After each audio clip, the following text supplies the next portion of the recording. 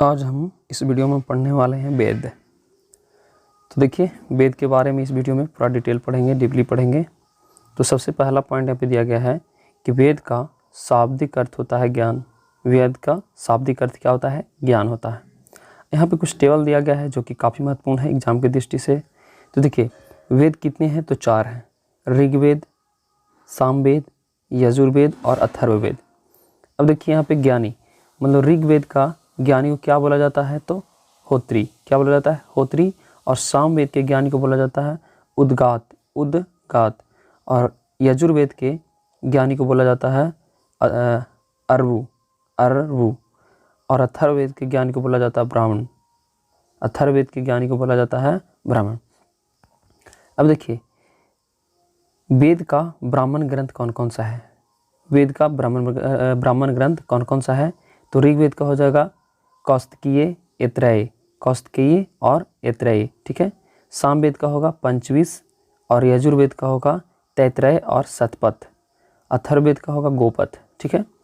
अब देखिए, वेद का उपवेद क्या क्या कौन कौन है? ऋग्वेद का उपवेद है आयुर्वेद, सामवेद का उपवेद है गंधर्ववेद, यजुर्वेद का उपवेद है धनुर्वेद, और अथर्ववेद का उपवेद है शिल्पवेद।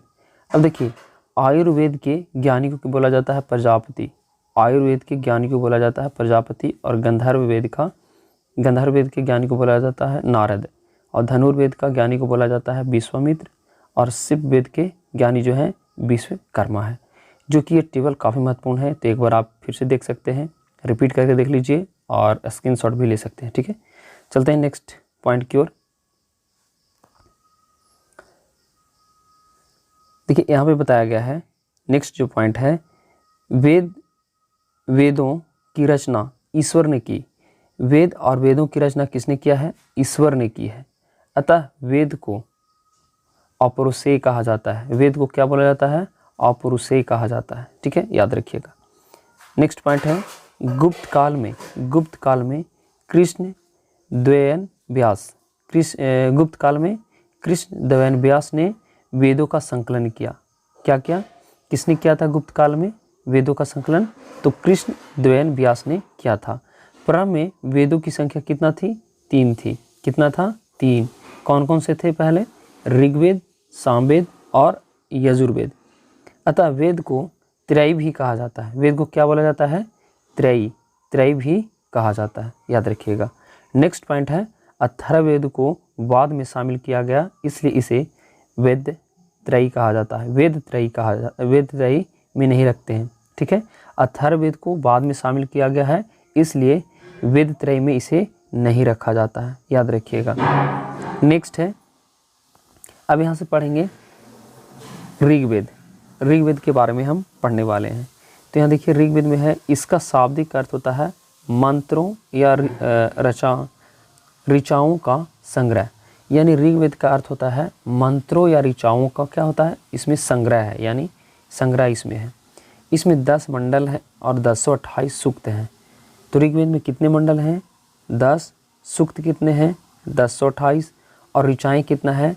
तो 10,580 ऋचाएँ हैं। ऋचाओं की अधिकता के कारण ही इसे ऋग्वेद कहते हैं। ऋचाओं की अधिकता के कारण इसे क्या बोला जाता है? ऋग्वेद कहा जाता है। यह सबसे प्राचीन एवं सबसे बड़ा वेद है। यह सबसे प्राचीन भी, पुराना भी है और सबसे बड़ा भी वेद है। इसमें गायत्री मंत्र की चर्चा की है। इसमें गायत्री मंत्र का भी चर्चा किया गया है, जो सूर्य भगवान को समर्पित है। नेक्स्ट पॉइंट है, पहली बार शूद्र का प्रयोग ऋग्वेद में हुआ है।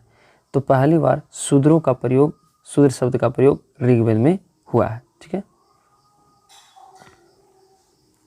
नेक्स्ट है, ऋग्वेद का दूसरा तथा 7वां मंडल पुराना है।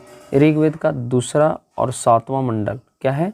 पुराना है, क्योंकि इसका संकलन बाद में हुआ। नेक्स्ट पॉइंट है, 9वें मंडल को सोम देवता की चर्चा है। 9वें मंडल में कौन सा देवता का चर्चा है? सोम देवता का चर्चा है। उसके बाद ऋग्वेद के ज्ञानी को क्या बोला जाता है? तो होत्री बोला जाता है, जो कि आपको टेबल के माध्यम से समझा चुके हैं। नेक्स्ट है, ऋग्वेद का उपवेद आयुर्वेद है। ऋग्वेद का उपवेद क्या है? आयुर्वेद है। जिसमें चिकित्सा की चर्चा, इसके ज्ञानी को प्रजापति कहते हैं। देखिए ऋग्वेद का उपवेद क्या है? यजुर्वेद, और जिसमें चिकित्सा के संबंधित ज्ञानों का दिया गया जानकारी दिया गया है, और इसका ज्ञानी को क्या बोला जाता है? प्रजापति कहा जाता है। इसमें 10 राज्य युद्ध का चर्चा किया है। ऋग्वेद में किसका युद्ध का चर्चा किया गया है? तो 10 राज्य युद्ध का चर्चा किया गया है, 10 राज्य युद्ध का। ये भी काफ़ी महत्वपूर्ण है, एग्जाम में पूछे गए हैं। उसके बाद है सामवेद। क्या है? सामवेद। साम का शाब्दिक अर्थ होता है गाना। साम का शाब्दिक अर्थ होता है गाना होता है। इसमें 1875 मंत्र हैं। टोटल कितने मंत्र हैं सामवेद में? 1875, किंतु वास्तव में 99 मंत्र ही सामवेद के हैं। 99 मंत्र जो है सामवेद का है। बाकी जो मंत्र को है वो ऋग्वेद से ग्रहण कर लिया गया है, तो याद रखिएगा। सामवेद में भारतीय संगीत के 7 स्वर सा रे ग म प ध नी की चर्चा की गई है। तो देखिए सामवेद में भारतीय संगीत के 7 स्वर कौन कौन से हैं? सा रे ग म प ध नी। इसका भी चर्च सामवेद में मिलता है। ये संगीत यज्ञ के समय गाए जाते हैं। तो ये जो संगीत है कब गाए जाते थे? यज्ञ के समय। सामवेद के ज्ञानी को क्या बोला जाता है? उद्गात कहा जाता है। सामवेद के ज्ञानी को क्या बोला जाता है? उद्गात। सामवेद का उपवेद गंधर्व वेद है। सामवेद का उपवेद कौन सा है? गंधर्व वेद। ठीक है, नेक्स्ट चलते हैं, आगे जो पॉइंट पढ़ेंगे। और गंधर्व वेद के ज्ञानी को बोला जाता है नारद। गंधर्व वेद के ज्ञानी को बोला जाता है नारद। भारतीय संगीत का जन्म सामवेद से हुआ है। भारतीय संगीत का जन्म किससे हुआ है? सामवेद से हुआ है। अब पढ़ना है यजुर्वेद। क्या पढ़ना है? यजुर्वेद। देखिए यजुर्वेद, इसमें 1990 मंत्र हैं। यजुर्वेद में कितने मंत्र हैं? 1990। इसमें युद्ध एवं कर्मकांड की चर्चा है। इसमें क्या है? युद्ध और कर्मकांड की चर्चा की गई है। नेक्स्ट पॉइंट है, यह एकमात्र वेद है जो गद्य और पद्य दोनों में स्थित है। तो याद रखिएगा कि कौन सा ऐसा वेद है जो गद्य और पद्य दोनों में है, तो है यजुर्वेद। ठीक है, ये देखिए ये जो भाग है इसमें 2 भाग बांटे गए हैं। पहला है कृष्ण यजुर्वेद जिसको गद्य बोला जाता है, और दूसरा है शुक्ल यजुर्वेद जो कि पद है। ठीक है, याद रखिएगा। नेक्स्ट यहाँ पे पॉइंट दिया गया है, इस ज्ञानी को अधर्यु कहते हैं। इस ज्ञानी को क्या बोला जाता है? अधर्यु कहते हैं। और यजुर्वेद का उपवेद धनुर्वेद है। यजुर्वेद के उपवेद को क्या नाम है? धनुर्वेद। और धनुर्वेद के ज्ञानी को क्या बोला जाता है? विश्वामित्र कहते हैं। विश्वामित्र कहते हैं, याद रखिएगा, काफी महत्वपूर्ण प्रश्न है। अब देखिए चौथा जो है आपको पढ़ना है अथर्ववेद। क्या पढ़ना है? अथर्ववेद। इसकी रचना सबसे बाद में उत्तर वैदिक काल में हुई। अथर्ववेद की रचना कब किया गया? तो उत्तर वैदिक काल में किया गया। और सबसे बाद का वेद कौन है? अथर्ववेद है। इसमें 6000 मंत्र हैं। कितने मंत्र हैं? 6000। इसमें जादू टोना, वशीकरण, रोग निवारक, औषधि इत्यादि की चर्चा की गई है। ठीक है, अथर्ववेद का उपवेद है शिल्पवेद। अथर्ववेद का उपवेद कौन सा है? शिल्पवेद। अथर्ववेद के ज्ञानी को क्या बोला जाता है? ब्राह्मण। क्या बोला जाता है? ब्रह्मा। अथर्व ऋषि ने इस वेद को लिखा है। अथर्व ऋषि ने इस वेद को लिखा है, इसलिए इन्हीं के नाम पर रखा अथर्ववेद। आगे देखिए, इस अथर्ववेद में सर्वप्रथम मगध, अंग और राजा परीक्षित के बारे में उल्लेख किया गया है। तो अथर्ववेद में मगध, अंग और राजा परीक्षित के बारे में क्या किया गया है? उल्लेख किया गया है। अब यहाँ से पढ़ना है ब्राह्मण ग्रंथ। ब्राह्मण ग्रंथ पढ़ेंगे। देखिए ब्राह्मण ग्रंथ में है, ब्राह्मण ग्रंथ वेदों को अच्छी तरह से समझने के लिए ब्राह्मण ग्रंथों की रचना किया गया है। सभी वेद के अपने अपने ब्राह्मण ग्रंथ हैं, जो कि पिछले टेबल में हम पढ़ चुके हैं स्टार्टिंग में ही। देखिए नोट में दिया गया है, वैदिक काल में जौ को यव कहते थे, गेहूं को गोधून कहते थे, चावल को व्रीहि कहते थे।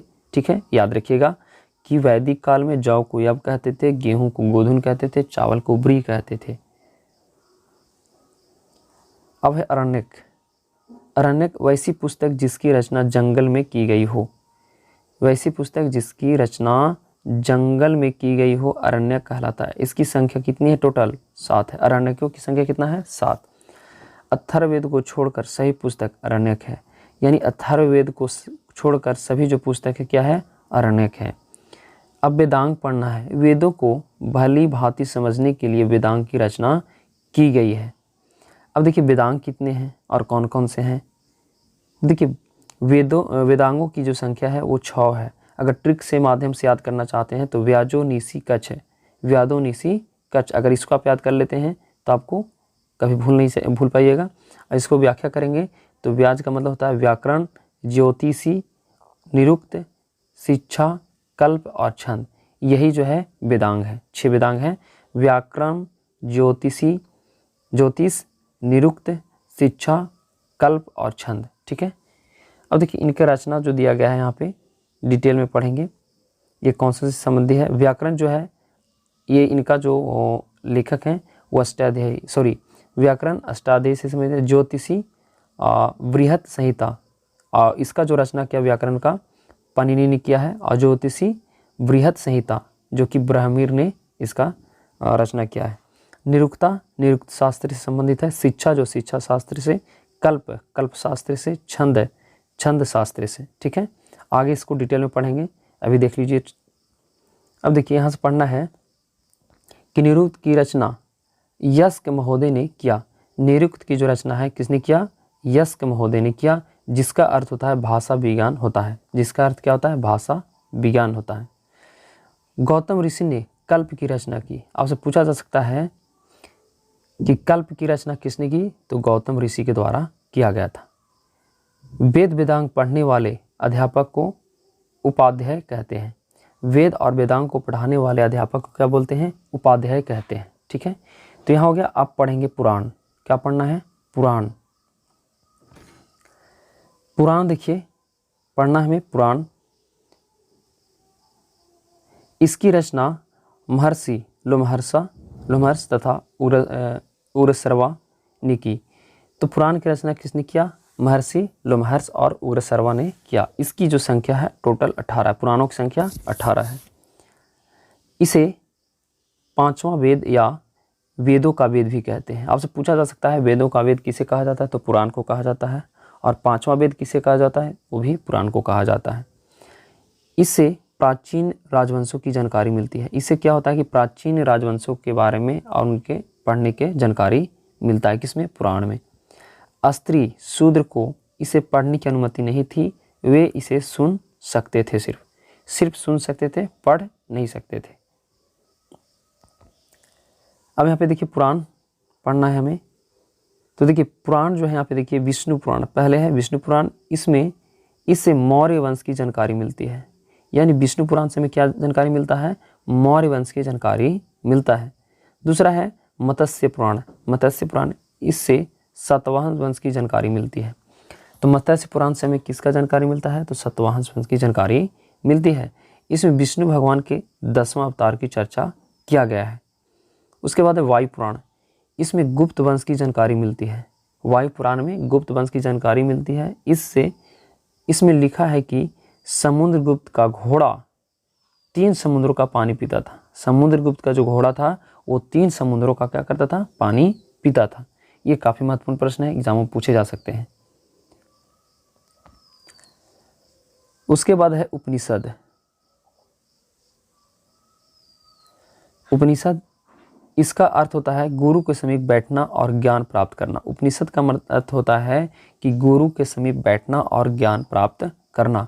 यह ब्राह्मणों के विरुद्ध राजपूतों की एक प्रक्रिया मानी जाती है। ठीक है। उपनिषद 108 है, किंतु 13 उपनिषदों को ही मान्यता प्राप्त है। उपनिषद 108 है लेकिन 13 उपनिषदों को ही क्या है? मान्यता प्राप्त दिया गया है। आगे है नेक्स्ट पॉइंट बृहद नारायण उपनिषद। बृहद नारायण उपनिषद यह सबसे बड़ा तथा प्राचीन है। जो बृहद नारायण उपनिषद है यह सबसे बड़ा तथा प्राचीनतम उपनिषद है। उसके बाद है देखिए कठोर उपनिषद। इसमें यम एवं नचिकेता की चर्चा चर्चा है। इसमें ओम शब्द का महत्व को दर्शाया गया है। तो कठोर उपनिषद में यम एवं नचिकेता की चर्चा है और इसमें ओम शब्द का महत्व को दर्शाया गया है। अगला पॉइंट है मुंडकोपनिषद। मुंडकोपनिषद, इसमें सत्यमेव जयते की चर्चा की गई है। सत्यमेव जयते की क्या किया गया है? चर्चा किया गया है। उसके बाद है जबलो उपनिषद। जबलो उपनिषद, इसमें ब्राह्मण, विष्णु, महेश अर्थात त्रिमूर्ति की चर्चा है। सर्वप्रथम 4 आश्रमों के बारे में उल्लेख इसी उपनिषद में किया गया है। तो सर्वप्रथम 4 आश्रमों का जो उल्लेख है जबलो उपनिषद में किया गया है, याद रखिएगा।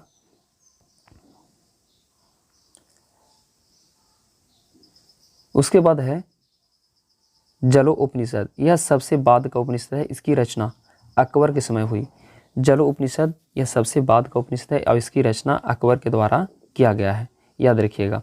उसके बाद है स्मृति साहित्य। स्मृति साहित्य, इसमें प्राचीन राजवंशों की जानकारी मिलती है और स्मृति साहित्य की संख्या कितना है? 36 है। स्मृति साहित्य की संख्या कितना है? 36 है। विष्णु स्मृति, नारद स्मृति से गुप्त काल की जानकारी मिलती है। ठीक है, विष्णु स्मृति और नारद स्मृति से किस काल की जानकारी मिलती है? तो गुप्त काल की जानकारी मिलती है। ठीक है, नेक्स्ट है मनु स्मृति तथा यज्ञवल्क्य स्मृति से मौर्य काल की जानकारी मिलती है। मनु स्मृति और यज्ञवल्क्य स्मृति से मौर्य काल की जानकारी हमें मिलती है। यज्ञवल्क्य स्मृति में जुआ खेलने को उचित बताया गया है। तो ये यज्ञवल्क्य स्मृति में ही जुआ खेलने को क्या किया गया है? उचित बताया गया है। मनु स्मृति को धर्मशास्त्र कहते हैं। मनु स्मृति को क्या क्या कहा जाता है? धर्मशास्त्र कहा जाता है और इसमें ऊंची जाति को वरीयता दी गई है। ऊंची जाति को क्या किया गया है? मनु स्मृति में वरीयता दिया गया है। ठीक है, दलित महिला को नीची दिखाया गया है, यानी दलित लोगों को और महिलाओं को क्या दिखाया गया है? इसमें नीचा दिखाया गया है। चलिए आगे देखते हैं। इसमें विवाह के लिए पुरुषों की आयु 25 वर्ष बताया गया है, यानी मनु स्मृति में पुरुषों के विवाह का आयु कितना बताया गया है? 25 वर्ष तथा लड़की की आयु 12 वर्ष बताया गया है। इसमें 8 प्रकार के विवाह की चर्चा है। इसमें कितने प्रकार के विवाह की चर्चा है? 8 प्रकार के विवाह की चर्चा की गई है। संस्कार की संख्या कितनी होती है? 16 संस्कार होते हैं, याद रखिएगा। दाह संस्कार अंतिम संस्कार होता है। दाह संस्कार क्या होता है? अंतिम संस्कार होता है। अब यहाँ देखिए, ऋण 3 प्रकार के होते हैं। ऋण कितने प्रकार के होते हैं? यहाँ पे पढ़ना है ऋण। तो ऋण जो है 3 प्रकार के होते हैं। पहला है देव ऋण। धार्मिक अनुष्ठान पर इससे मुक्ति मिलती है। ऋण देव ऋण में क्या होता है? धार्मिक अनुष्ठान कर इससे मुक्ति मिलती है, देव ऋण से। ठीक है, उसके बाद है ऋषि ऋण। इसमें अपने पुत्र को शिक्षित कर इससे मुक्ति मिलती है। तीसरा है पितृ ऋण। संतान उत्पन्न कर इस ऋण को छुटकारा पाया जा सकता है। तो ऋण कितने होते हैं? 3 होते हैं, देव ऋण, ऋषि ऋण और पितृ ऋण, जो कि आपको यहाँ पे पढ़ाया दिया गया है। आगे चलते हैं। पुरुषार्थ। पुरुषार्थ कितने हैं? तो 4 हैं। पुरुषार्थ 4 प्रकार के होते हैं। पहला है धर्म, जो कि सामाजिक नियम व्यवस्था बनाता है। धर्म जो होता है सामाजिक नियम व्यवस्था बनाता है। दूसरा है अर्थ, आर्थिक संसाधन, आर्थिक संसाधन है। तीसरा है काम, जो कि शारीरिक सुख भोगता है। काम में क्या होता है? शारीरिक सुख भोगता है। चौथा है मोक्ष, आत्मा का उद्धार यानी मर जाना। ठीक है, उसके बाद आश्रम की संख्या कितनी है? तो यहाँ पे पढ़ेंगे आगे। आश्रम की संख्या 4 है। जन्म में 5 वर्ष की अवस्था को बाल्य अवस्था या शिशु अवस्था कहते हैं। आश्रम की अवस्था 4 है। जन्म से 5 वर्ष की अवस्था को क्या कहा जाता है? बाल्य अवस्था या शिशु अवस्था कहते हैं। पहला ब्रह्मचर्य। ब्रह्मचर्य का जो आयु बताया गया है वो 5 वर्ष से 25 वर्ष गुरुकुल में शिक्षा लेना। ठीक है, दूसरा है गृहस्थ जीवन। गृहस्थ जीवन जो है 25 वर्ष से 50 वर्ष परिवार के साथ रहना। उसके बाद तीसरा है वानप्रस्थ, 50 वर्ष से 75 वर्ष सामाजिक तथा धार्मिक जीवन को व्यतीत करना। चौथा है सन्यासी, 75 वर्ष से वन में तपस्या करना। 75 वर्ष के बाद जो है वन में तपस्या करना, वनवासी हो जाना। ठीक है, तो ये 4 जो था, आश्रम की संख्या कितना था, 4, जो कि हम बता दिए हैं, काफ़ी महत्वपूर्ण है, एग्जाम में पूछ लिए जाते हैं। अब यहाँ पे बताया गया है महाकाव्य। महाकाव्य की संख्या कितना है, 2। पहला है महाभारत, दूसरा है रामायण। तो चलिए यहाँ पे पढ़ते हैं। देखिए, रामायण, इसकी रचना महर्षि वाल्मीकि द्वारा किया गया है। रामायण की रचना किसके द्वारा किया गया है, महर्षि वाल्मीकि ने किया था। प्रारंभ में इसमें 12,000 श्लोक थे, किंतु वर्तमान में इसको 24,000 श्लोक बना दिए गए हैं। 24,000 श्लोक इसमें हैं रामायण में। उसे गुप्त काल में पूरा किया गया। और इसे कब पूरा किया गया, गुप्त काल में इसे पूरा किया गया। अकबर के समय रामायण को फारसी भाषा में अनुवाद बदायूनी ने किया। तो आपसे पूछा जा सकता है कि अकबर के समय रामायण को फारसी में अनुवाद किसने किया, तो बदायूनी ने किया था। किसने, बदायूनी ने किया था। याद रखिएगा, काफ़ी महत्वपूर्ण प्रश्न है ये, कितनी बार पूछे जा चुके हैं। उसके बाद है महाभारत। महाभारत यह विश्व का सबसे बड़ा महाकाव्य है। आपसे पूछा जा सकता है कि विश्व का सबसे बड़ा महाकाव्य कौन है, तो महाभारत है। इसकी रचना वेद व्यास ने किया। इसका प्रारंभिक नाम जय संहिता है। इसका प्रारंभिक नाम या पुराना नाम क्या है, जय संहिता है। इसमें 8800 यानी 8,800 श्लोक हैं। वर्तमान में 1 लाख श्लोक बना दिए गए हैं। इसमें कितने अभी वर्तमान में श्लोक हैं, 1 लाख। महाभारत के कालखंडों को पर्व कहा जाता है। क्या कहा जाता है, पर्व कहा जाता है। इसमें कुल 18 पर्व हैं। कितने पर्व हैं, 18। सबसे महत्वपूर्ण पर्व भीष्म पर्व है। इसमें सबसे जो महत्वपूर्ण पर्व जो है भीष्म पर्व है, जिसमें अर्जुन तथा कृष्ण के वार्तालाप की चर्चा की गई है। देखिए, आपसे पूछा जा सकता है कि सबसे महत्वपूर्ण पर्व कौन सा है, तो भीष्म पर्व है, जिसमें किसकी चर्चा किया गया है, तो अर्जुन और कृष्ण का चर्चा किया गया है। भीष्म पर्व को भागवत गीता का गीता कहा जाता है। भीष्म पर्व को क्या कहा जाता है, भागवत गीता का गीता कहा जाता है। आगे देखिए, यहाँ पढ़ना है, अकबर के समय महाभारत को फारसी भाषा में रजनमा के नाम से अनुवाद किया गया। तो अकबर के समय महाभारत को फारसी भाषा में रजनमा के नाम से अनुवाद किया गया। तो रजनमा आप याद रखिएगा, एग्जाम में पूछे जाते हैं। तो आज तक इतना ही रहेगा। कल नेक्स्ट डे पढ़ेंगे हम वैदिक काल। ठीक है, तो मिलते हैं नेक्स्ट वीडियो में। आज के लिए धन्यवाद।